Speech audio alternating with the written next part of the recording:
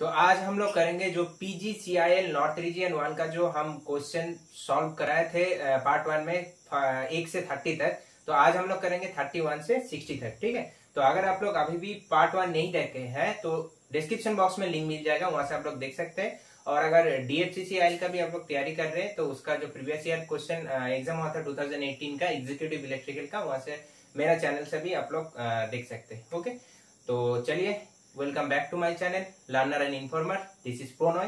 सो आज का video start करते हैं।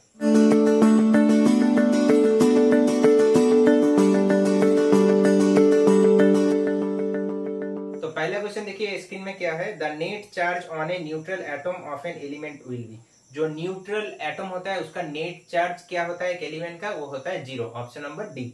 नेक्स्ट क्वेश्चन देखिए, 400 ohm resistance R connected in parallel. 4 resistance है 100 ओम का जो कनेक्टेड है पैरेलल में। तो इक्विवेलेंट रेजिस्टेंस क्या होगा अगर पैरेलल कनेक्शन में हम लोग कनेक्शन करेंगे इसको। तो पैरेलल कनेक्शन कैसे होता है देखिए, इसमें अगर ऐसे भी कर सकते हैं आप लोग, 4 रेजिस्टेंस कनेक्टेड है, सबका इक्वल वैल्यू है, 4 रेजिस्टेंस कनेक्टेड है, सबका है 100 ओम, सबका है। ऐसे भी आप लोग कर सकते हैं पैरेलल रेजिस्टेंस। ठीक है, कोई बात नहीं, दोनों सेम है।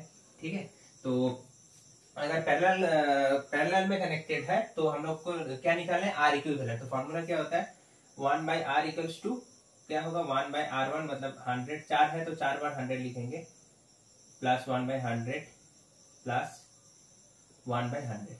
अगर इसको एलसीएम लेंगे तो क्या होगा, 100 ऊपर में आएगा 1 प्लस 1 प्लस 1 प्लस 1, तो क्या आएगा 4/100। तो 1/r इक्विवेलेंट मेरा आया 4/100। तो मांगा क्या है, आर इक्विवेलेंट। तो आर इक्विवेलेंट क्या होगा, उल्टा आ जाएगा 100/4। तो आंसर क्या होगा 25 ओम। ऐसे भी आप लोग डायरेक्ट भी कर सकते हैं और हम डिराइव करके दिखा दिए आप लोगों को। तो नेक्स्ट क्वेश्चन देखिए, नेक्स्ट क्वेश्चन है क्वेश्चन नंबर 3। जो a DC voltage source has a source resistance variable from 5 ohm to 25 ohm and it is connected to a load of 10 ohm. For maximum power transfer the source resistance should be। ये एकदम easy question है। अगर आप लोगों को पता है maximum power transfer का जो थ्योरम है तो ये क्वेश्चन इजीली सॉल्व हो जाएगा। तो हम एक बार छोटा से ड्रॉ करके दिखा दे रहे हैं। एक डीसी वोल्टेज सोर्स है, सोर्स रेजिस्टेंस मानिए एक सोर्स है, यहाँ पर कोई सोर्स रेजिस्टेंस है, डीसी वोल्टेज सोर्स है मानिए। यहाँ पर एक वेरिएबल रेजिस्टेंस लगा हुआ है। ठीक है, वेरिएबल रेजिस्टेंस लगा है, वो कितना है 5 ओम से 25 ओम तक। तो it is connected to a load of 10 ohm. तो ये एक लोड रेजिस्टेंस जो है 10 ओम के साथ कनेक्टेड है। ठीक है, तो यहाँ पर पूछा क्या जा रहा है for maximum power transformer the source resistance should be. तो सोर्स का जो रेजिस्टेंस क्या होगा, सोर्स का रेजिस्टेंस क्या है, वैसे तो डीसी वोल्टेज सोर्स है तो सोर्स का रेजिस्टेंस क्या होगा। तो सुपरपोजिशन थ्योरम में क्या होता है, सुपरपोजिशन थ्योरम में load resistance is equal to source resistance होता है। तो लोड रेजिस्टेंस मेरा 10 है तो सोर्स रेजिस्टेंस भी हम लोगों को 10 होना चाहिए। तब ये जो आर का वैल्यू क्या बोला है 5 और 25 के अंदर, तो 10 ओम में वैरी करना चाहिए। ठीक है, तो यह होगा आप लोगों का आंसर। तो आंसर होगा ऑप्शन नंबर सी। नेक्स्ट देखिए, if the input frequency of a bridge rectifier is 100 Hz then the output frequency will be। तो इनपुट फ्रीक्वेंसी क्या बोला है, ब्रिज रेक्टिफायर का 100 Hz होगा, तो आउटपुट फ्रीक्वेंसी क्या होगा, आउटपुट फ्रीक्वेंसी होता है 2 into f। तो फ्रीक्वेंसी कितना है 100, तो 2 into 100 equals to output frequency होगा 200 Hz। ठीक है, तो ऑप्शन क्या होगा, ऑप्शन नंबर सी इसका आंसर। अगर हाफ वेव बोलता है तो इसका आंसर 100 Hz ही होता है। ठीक है, नेक्स्ट क्वेश्चन देखिए, the impulse response of an RL circuit. तो आरएल सर्किट का इम्पल्स रेस्पॉन्स क्या होता है, डिकेइंग एक्सपोनेंशियल फंक्शन होता है। ठीक है, नेक्स्ट क्वेश्चन देखिए, the EMF generated in an alternator is independent of. जो ऑल्टरनेटर में ईएमएफ जनरेट होता है तो वो किसके ऊपर डिपेंड नहीं करता, इंडिपेंडेंट है। तो देखिए यहाँ पर ऑप्शन होगा option number C, type of generator. किस टाइप ऑफ जनरेटर है उसके ऊपर कभी भी डिपेंड नहीं करता है कि ईएमएफ कैसे जनरेट होगा नहीं होगा। ठीक है, तो चलिए नेक्स्ट क्वेश्चन देखते हैं। नेक्स्ट क्वेश्चन है, a Norton circuit with 10 ampere current source and 15 ohm resistance is connected across a resistance of 5 ohm. The current in 5 ohm resistance will be। ये एकदम इजी है। अगर आप लोग सर्किट ड्रॉ कर लेंगे तो आप लोगों का जो न्यूमेरिकल है सॉल्व हो जाएगा। तो क्या है देखिए, Norton circuit with 10 ampere current source. अगर यहाँ पर एक 10 एम्पियर करंट सोर्स है, 10 ampere current source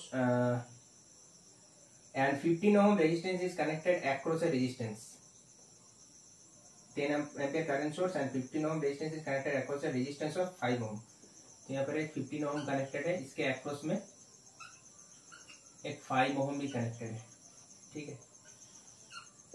तो ये 5 ओम यहाँ से क्या करंट जा रहा है ये आप लोगों को पूछा है, तो कैसे निकालेंगे? करंट डिवीजन रूल से हम लोग निकाल सकते हैं, इजीली फाइंड कर सकते हैं। तो करंट डिवीजन रूल में क्या होता है, जिस रेजिस्टेंस के अंदर करंट निकालने के लिए बोला है उसका ऑपोजिट लेते हैं। तो करंट डिवीजन रूल अगर ये आई निकालेंगे तो क्या होगा, टोटल करंट है 10, ठीक है, इसमें से निकालने के लिए बोला है तो ऑपोजिट लेंगे तो 15 divided by total resistance, 15 plus 5 20, तो इसको काटेंगे तो 15/2 क्या होगा, 7.5 एम्पियर। तो आपका आंसर क्या होगा, 7.5 ampere, option number B. Next देखिए, as per I rules the terminal voltage must be within the dash range. जो I rules, as per according to I rules, जो टर्मिनल वोल्टेज कितना मतलब किस रेंज के अंदर होना चाहिए। तो if the nominal voltage is 240 volt, अगर नॉमिनल वोल्टेज आपका 240 है तो अगर नॉमिनल वोल्टेज आपका 240 है तो जो टर्मिनल वोल्टेज कितना होना चाहिए। तो रूल में लिखा है प्लस माइनस 6%। अगर 240 है उसका प्लस 6% करेंगे तो लगभग कोई यहाँ पर जो ऑप्शन होगा आपका option number C 228 volt to 252 volt ऐसे आता है। अगर -6 करेंगे तो 228 आएगा या 225 पॉइंट समथिंग ऐसे कुछ आता है, और अगर +6 करेंगे तो वो 252 ऐसे कुछ आता है। तो ऑप्शन नंबर सी है आपका आंसर। तो क्या होगा, +-6% करते हैं, इसका जो मेन वोल्टेज है इसका +-6% करते हैं हम लोग, ठीक है। नेक्स्ट क्वेश्चन देखिए, all synchronous generator are invariably. जितना भी सिंक्रोनस जनरेटर होता है वो क्या होता है, वो आपका 3 फेज स्टार कनेक्टेड में कनेक्टेड रहता है। क्योंकि देखिए 3 फेज में अगर कनेक्टेड रहेगा तो उसका फेज वोल्टेज भी बहुत ही कम रहेगा और एक न्यूट्रल भी मिलेगा। ऐसे होता है आपका स्टार कनेक्टेड, एक दिन आप बताए थे स्टार कनेक्टेड, और ये जो पॉइंट है ये है न्यूट्रल पॉइंट।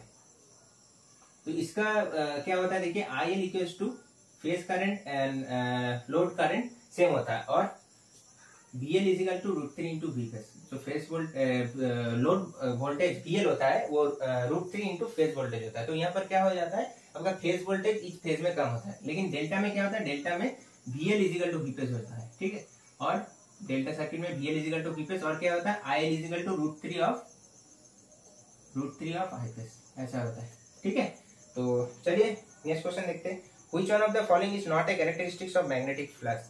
इसमें से कौन सा मैग्नेटिक फ्लक्स का कैरेक्टरिस्टिक्स नहीं। तो देखिए ऑप्शन नंबर क्या है, magnetic flux lines does not have physical existence, ये तो होता है। नेक्स्ट है magnetic flux lines having opposite direction repel each other, ये नहीं होता है। ऑपोजिट डायरेक्शन क्या होता है, अट्रैक्ट करता है, लेकिन यहाँ पर बोला है opposite direction repel each other, repel नहीं करता है, अट्रैक्ट करता है। तो ये होगा ऑप्शन नंबर बी आपका सही आंसर। नेक्स्ट क्वेश्चन देखिए, to construct the dual of a 4 mesh network how many nodes are required. तो अगर 4 मेश का 4 मेश का अगर डुअल सर्किट कंस्ट्रक्टेड करना है तो कितना नोड चाहिए, तो एक ज्यादा चाहिए होता है, तो 4 है यहाँ पर, 5 आपका नोड चाहिए, ठीक है। नेक्स्ट क्वेश्चन देखिए, नेक्स्ट क्वेश्चन है two coils having self inductance of 10 henry and 15 henry are connected in series adding connection. 2 coil है जो आपका 10 हेनरी एंड 15 हेनरी का सेल्फ इंडक्टेंस है जो कनेक्टेड है सीरीज एडिंग कनेक्शन में। Find total inductance of the series connection if the mutual inductance between the coil is 2.5 henry. तो क्या पूछा यहाँ पर, क्या पूछा, टोटल इंडक्टेंस। तो एल इक्विवेलेंट आप लोगों को निकालना है। अगर एल इक्विवेलेंट का सीरीज एडिंग में निकालते हैं, एक होता है आपका सीरीज एडिंग कनेक्शन, एक होता है आपका सीरीज ऑपोजिंग कनेक्शन, ठीक है। तो सीरीज एडिंग में क्या होता है, देखिए क्या होता है सीरीज एडिंग में। सीरीज एडिंग में एल इक्विवेलेंट होता है आपका L1 plus L2 plus 2 into mutual inductance. और अगर आप लोग सीरीज ऑपोजिंग करेंगे तो सीरीज ऑपोजिंग में होता है यहाँ पर खाली माइनस हो जाता है, सीरीज ऑपोजिंग में यहाँ पर माइनस हो जाता है, ठीक है। तो क्या क्या वैल्यू है, देखिए क्या करते हैं, L1 है 10, L2 है 15, और M का वैल्यू क्या है 2 इंटू 2.5। तो क्या होगा, 10 प्लस 15 होगा 25 प्लस 2.5 इंटू 2 करेंगे तो कितना आएगा 5। तो आंसर होगा आपका 30 हेनरी। एल इक्विवेलेंट आपका निकल गया 30 हेनरी, ऑप्शन नंबर सी। अगर यहाँ पर सीरीज ऑपोजिंग बोलता है तो यहाँ पर खाली माइनस हो जाता है, यही डिफरेंस है और कुछ नहीं ज्यादा। ओके, तो देखिए नेक्स्ट क्वेश्चन क्या है। नेक्स्ट क्वेश्चन है open loop transfer function of a close loop control system is defined as. तो क्या बोला है यहाँ पर, क्लोज लूप कंट्रोल सिस्टम में जो ओपन लूप ट्रांसफर फंक्शन होता है उसको कैसे डिफाइन किया जाता है। उसको डिफाइन किया जाता है फीडबैक सिस्टम डिवाइडेड बाय मतलब feedback signal divided by actual signal, ठीक है। जो फीडबैक आता है, हम एक दिन इसका पहले जो वीडियो था उसमें हम ड्रॉ करके दिखाया था। जो फीडबैक सिग्नल होता है, इनपुट रहता है, यहाँ पर आउटपुट होता है, यहाँ से जो फीडबैक रहता है यहाँ पर एक सामर रहता है, ठीक है, या कंपैरेटर भी बोलते हैं। तो क्या होता है यहाँ पर feedback signal divided by actual signal, मतलब यहाँ से जो एक्चुअल सिग्नल निकल रहा है या यहाँ से जो फीडबैक सिग्नल जा रहा है, ठीक है। सो नेक्स्ट क्वेश्चन देखिए, इन यूएसए में द पावर सप्लाई फ्रीक्वेंसी क्या होता है? यूएसए में पावर सप्लाई फ्रीक्वेंसी होता है 60 हर्ट्ज एंड इंडिया में होता है 50 हर्ट्ज, ठीक है। नेक्स्ट क्वेश्चन देखिए, नेक्स्ट क्वेश्चन है with reference to the error analysis of the control system the term acceleration error constant stands for. अगर कंट्रोल सिस्टम में एरर एनालिसिस को एज ए रेफरेंस मान लिया जाए तो the term acceleration error constant, जो term acceleration error constant है उसको कैसे स्टैंड करेंगे? तो उसको स्टैंड करेंगे पैराबोलिक एरर कांस्टेंट की तरह, ठीक है। तो ऑप्शन नंबर सी होगा इसका आंसर। नेक्स्ट क्वेश्चन देखिए, which of the following part is not located inside the cathode ray tube of the CRO.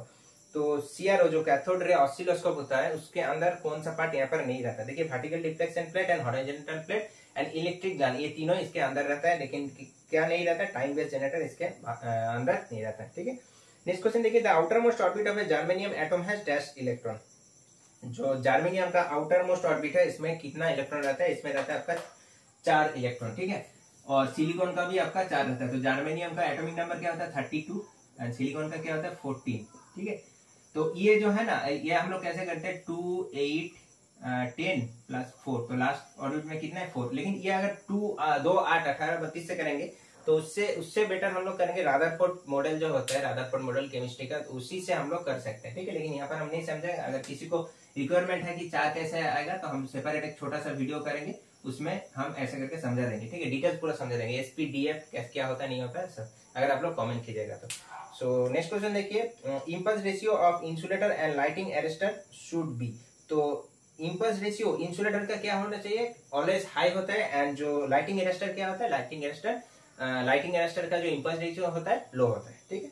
So next question देखिए, नेक्स्ट क्वेश्चन है लैम्प एफिशिएंसी इज एक्सप्रेस्ड इन। ये क्वेश्चन वेरी वेरी इंपॉर्टेंट है, ये बहुत बार maximum जो जितना भी जेईएन एग्जाम होता है मैक्सिमम एग्जाम में आ चुका है। तो lamp efficiency is expressed in lumens per watt, ठीक है। नेक्स्ट क्वेश्चन देखिए, a string insulator has 4 unit, the voltage across the bottom most unit is 33.33%, ठीक है। So of the total voltage find the string efficiency. तो आप लोगों को पता है, आई होप स्ट्रिंग एफिशिएंसी का फॉर्मूला क्या होता है। हम एक बार लिख दे रहे हैं, स्ट्रिंग एफिशिएंसी का फॉर्मूला क्या होता है। String efficiency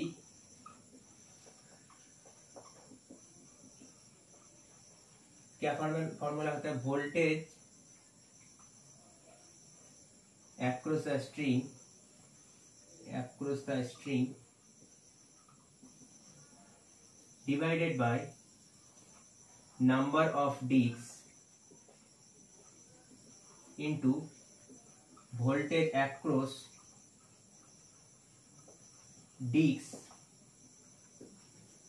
nearest to the conductor. ये आपका फॉर्मूला होता है, ठीक है। इसको हम लोग एन से भी रिप्रेजेंट करते हैं, ठीक है, नंबर ऑफ डिस्क। तो यहाँ पर क्वेश्चन में क्या क्या दिया है हेलो, और कैसे हम लोग सॉल्व करेंगे देखिए। यहाँ पर स्ट्रिंग इंसुलेटर है 4 यूनिट, 4 यूनिट मतलब नंबर ऑफ डिस्क कितना है? 4, ठीक है। The voltage across the bottom most unit is 33% of the total voltage, ठीक है। तो जो क्या बोला है? Voltage across the bottom most. तो यहाँ पर देखिए नंबर ऑफ डिस्क कितना है? 4। फिर क्या बोला? Voltage across the bottom most unit. जो बॉटम मोस्ट यूनिट होता है उसके अक्रॉस वोल्टेज कितना दिया है? 33.33% ऑफ द टोटल वोल्टेज, मतलब टोटल वोल्टेज का 33.33%। तो क्या निकालने के लिए बोला? निकालने के लिए बोला स्ट्रिंग एफिशिएंसी। तो कैसे करेंगे देखिए, यहाँ पर अगर हम लोग इसको मान लेते हैं V, voltage across the string को मान लेते हैं V, नंबर ऑफ डिस्क कितना है? 4 इंटू क्या बोला है? 33% ऑफ टोटल वोल्टेज। तो टोटल वोल्टेज क्या है? टोटल वोल्टेज हम लोग को है V। तो यहाँ कैसे सॉल्व करेंगे देखिए, वोल्टेज अपॉन 4 इंटू 33.33%। आप लोग आई होप मैथ में भी किया है, क्या होता है? 1/3 होता है, ठीक है। तो 1/3 ऑफ वोल्टेज। तो इसको अगर सॉल्यूशन करेंगे तो ऊपर लेके चल जाएंगे 3 को, तो 3V अपॉन 4V। तो क्या होगा? V कैंसिल, 0.75 इंटू 100 मतलब 70 5% इसका आंसर हो गया। तो आई होप आप लोग समझ गए होंगे। सो चलिए नेक्स्ट क्वेश्चन देखते हैं। ये इसका आंसर होगा option number B. Next question है which of the following is a characteristics of a reverse bias PN junction. तो इसमें से रिवर्स बायस पीएन जंक्शन का कौन सा कैरेक्टरिस्टिक्स है। तो देखिए रिवर्स बायस जो पीएन जंक्शन होता है उसमें क्या होता है, जो डायोड होता है एज ए ओपन सर्किट की तरह बिहेव करता है। तो उसमें ऑलमोस्ट नो करंट, मतलब कोई करंट ही फ्लो नहीं होता ऑलमोस्ट। तो इसका आंसर होगा ऑप्शन नंबर डी। नेक्स्ट देखिए D type cartridge fuses have ratings from. जो डी टाइप कार्ट्रिज फ्यूज होता है उसका रेटिंग क्या होता है, 2 एम्पियर से 63 एम्पियर तक। ये एक आपका याद रखने का क्वेश्चन है। अगर ये आप नहीं सकते एग्जाम हॉल में तो छोड़ देंगे इसको, क्योंकि ये आप सॉल्यूशन करके नहीं निकाल सकते। या अगर आपका याद है तो आप इजीली फाइंड कर सकते हैं इसको। So the only promising solution of feeding the field winding of large turbo generator above 500 megawatt is. तो ओनली प्रोमाइजिंग सॉल्यूशन क्या है एक लार्ज टर्बो जनरेटर के लिए जो फील्ड वाइंडिंग को फीड करता है। तो इसका आंसर क्या होगा, आंसर होगा आपका ब्रशलेस एक्साइटेशन सिस्टम, जो क्या करेगा, फील्ड वाइंडिंग को फीड करेगा। ठीक है, नेक्स्ट क्वेश्चन देखिए। नेक्स्ट है a fractional pitch winding can not be used to reduce. Fractional pitch winding हम लोग मेनली क्यों यूज करते हैं, क्योंकि हार्मोनिक्स को रिड्यूस करने के लिए फ्रैक्शनल पिच यूज करते हैं। और भी ऑप्शन देखिए यहाँ पर, कॉस्ट ऑफ द मशीन को रिड्यूस करने के लिए भी यूज करते हैं, फिर amount of copper in the winding के लिए भी। मतलब अगर कॉपर अगर रिड्यूस हो जाएगा आपका, तो कॉपर रिड्यूस हो जाएगा तो आपका कॉस्ट ऑफ मशीन भी रिड्यूस हो जाएगा, तो इसलिए हम लोग यूज करते हैं। लेकिन साइज ऑफ द मशीन के लिए हम लोग यूज नहीं करते हैं जो फ्रैक्शनल पिच वाइंडिंग है। ठीक है, तो इसका आंसर होगा option number A. Next question देखिए, a standard conductor cable is expressed at 3/0.029 the number of strands in the cable. तो नंबर ऑफ स्ट्रैंड्स क्या होगा, ये जो दिया है यहाँ पर 3/0.029, तो नंबर ऑफ स्ट्रैंड्स होगा आपका 3। इसका एक फॉर्मूला भी है नंबर ऑफ स्ट्रैंड्स का, 3n² माइनस 3n प्लस 1, ये भी एक फॉर्मूला है। ठीक है, इंपॉर्टेंट फॉर्मूला है। इसमें इसको जो 2018 का जो एसएससी जेईई हुआ था उसमें भी ये क्वेश्चन आ चुका है। ठीक है, तो नेक्स्ट क्वेश्चन देखिए। नेक्स्ट क्वेश्चन में एक सर्किट दिया है, पूछा है calculate G equivalent in the following circuit. तो जी इक्विवेलेंट मतलब क्या है, जी है आपका कंडक्टेंस, जो क्या होता है जी इज इक्वल टू 1/r, मतलब रेसिप्रोकल ऑफ रेजिस्टेंस को कहता है कंडक्टेंस। ठीक है, तो रेजिस्टेंस का वैल्यू क्या होता है, रेजिस्टेंस का यूनिट क्या होता है, ओहम।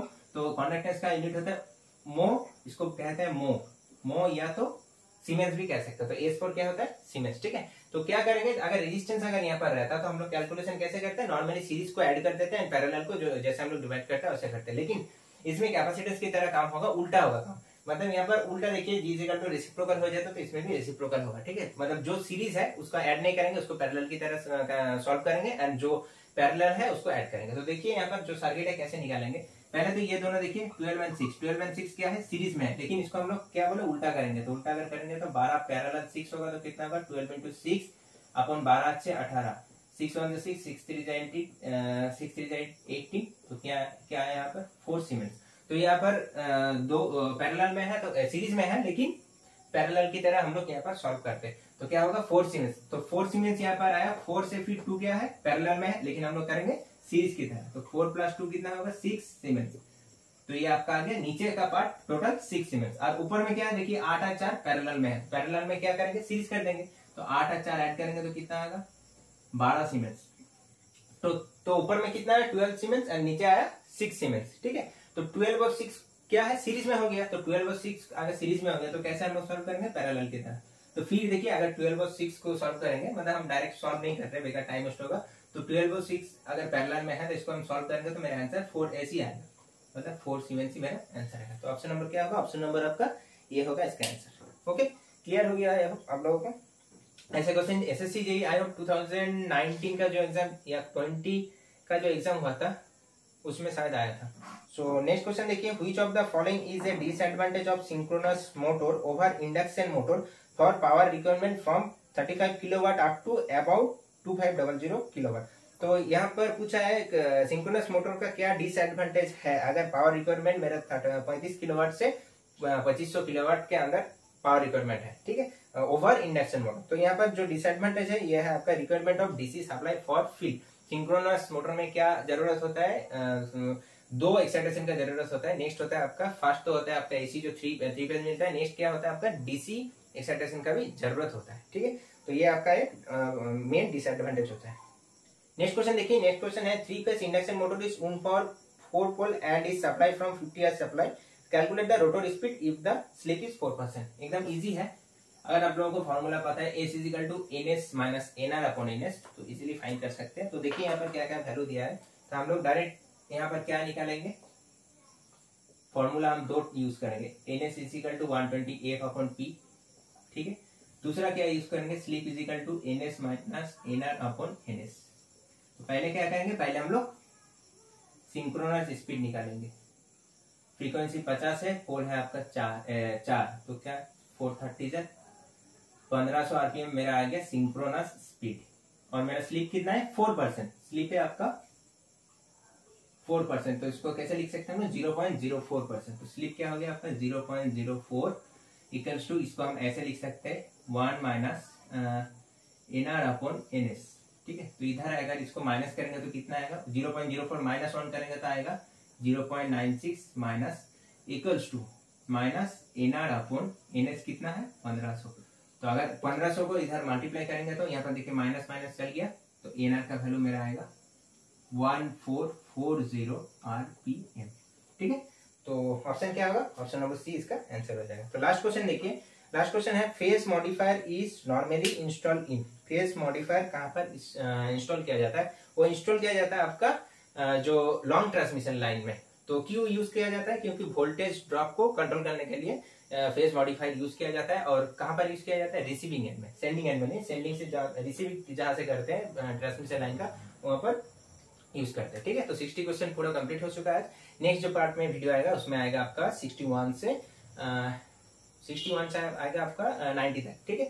तो अगर आप लोगों को ये वीडियो अच्छा लगा, कुछ सीखने को मिला, तो जरूर आप लोग चैनल को सब्सक्राइब कीजिए नेक्स्ट वीडियो के लिए।